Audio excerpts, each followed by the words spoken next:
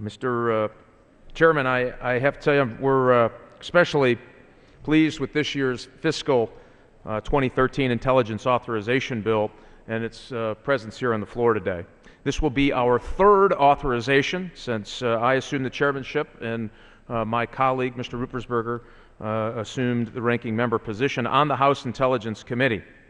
The bill is a vital tool for congressional oversight of the intelligence community's classified activities and is critical to ensuring that our intelligence agencies have the resources and authorities they need to do their important work. The Intelligence Authorization Bill funds U.S. intelligence activities spanning 17 separate agencies. This bill is significantly below last year's enacted budget, but up modestly from the President's roughly $72 billion on the unclassified number budget request for fiscal year 2013. It is also completely in line with the House Budget Resolution, which provides a modest increase for defense activities above the President's budget. The FY13 bill sustains our current intelligence capabilities and provides for the development of future capabilities, all while achieving significant savings and ensuring the intelligence agencies are being good stewards of the taxpayer's dollar. The U.S. intelligence community plays a critical role on the war on terrorism and securing the country from many threats that we face. Effective and aggressive congressional oversight is essential to ensuring continued success in the intelligence community. Current challenging fiscal environment demands the accountability and financial oversight of our classified intelligence programs that can only come with an intelligence authorization bill. The bill's comprehensive classified annex provides detailed guidance on intelligence spending, including adjustments to costly but important programs. The bill funds requirements of the men and women of the intelligence community, both military and civilian, many of whom directly support the war zones and are engaged in other dangerous operations designed to keep America safe.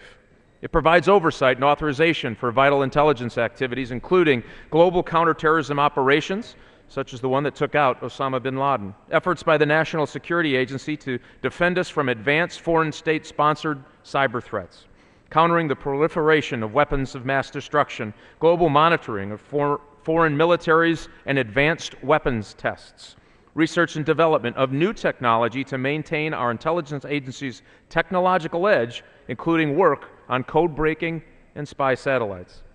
To stay competitive amidst the declining budgets, the IC must wring out cost in all realms of operations: collection, processing, analysis, logistics, and back-office operations.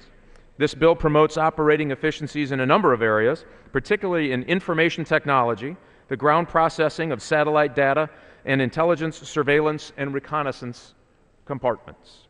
The bill holds personnel levels, one of the biggest cost drivers, at last year's level. Even so, the bill adds a limited number of new personnel positions for select, high-priority positions, such as the FBI surveillance officers, to keep watch on terrorists. The bill contains additional funding for intelligence collection programs, including increased counterintelligence to thwart foreign spies.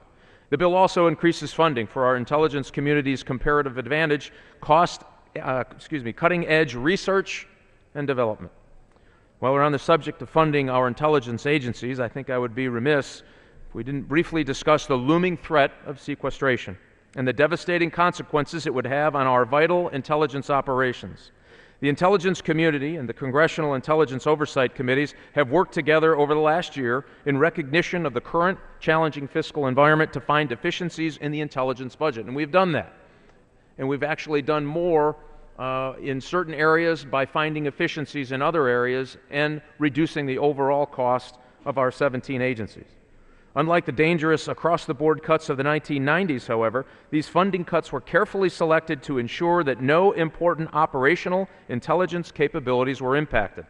Let me be clear, the intelligence community has given till it hurts to produce better budget efficiencies, but we have done this without adversely affecting the mission, which is critically important. All of this careful work, however, will have been done for nothing if Congress doesn't avert the sequestration train wreck that is fast coming down the tracks. Sequestration will require a devastating cut to defense spending that will also entail dangerous across-the-board reductions in intelligence funding. The across-the-board nature of the sequester means that there is very little discretion left for our intelligence agencies on how to apportion these reductions. Let me give you just a few examples of the dangerous impact that this would have.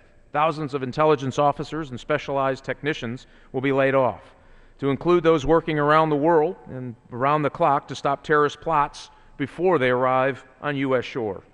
The National Security Agency would have to significantly reduce its ability to intercept, translate, and analyze terrorist communications about their plans to attack the United States and Western targets. This would significantly reduce our odds of detecting and disrupting those terrorist plots. Intelligence community support to our soldiers and Marines in harm's way in Afghanistan would significantly be curtailed.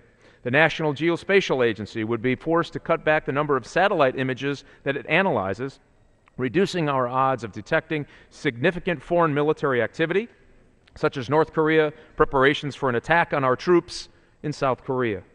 Our intelligence agencies and the important work they do is our first line of defense against many of the threats around the world that pose to our national security.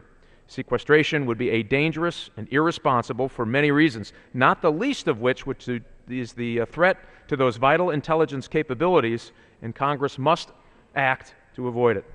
The House has put an offer on the table that would avert this disaster. We passed a bill earlier this month with responsible spending reforms that would bring down the debt without endangering our national security. I urge my colleagues in the Senate to take up this bill without further delay. The bipartisan Fiscal Year 13 Intelligence Authorization Bill preserves and advances national security and is also fiscally responsible. We have proven it can be done. The secrecy that is a necessary part of our country's intelligence work requires that the Congressional Intelligence Committees conduct strong and effective oversight on behalf of the American people.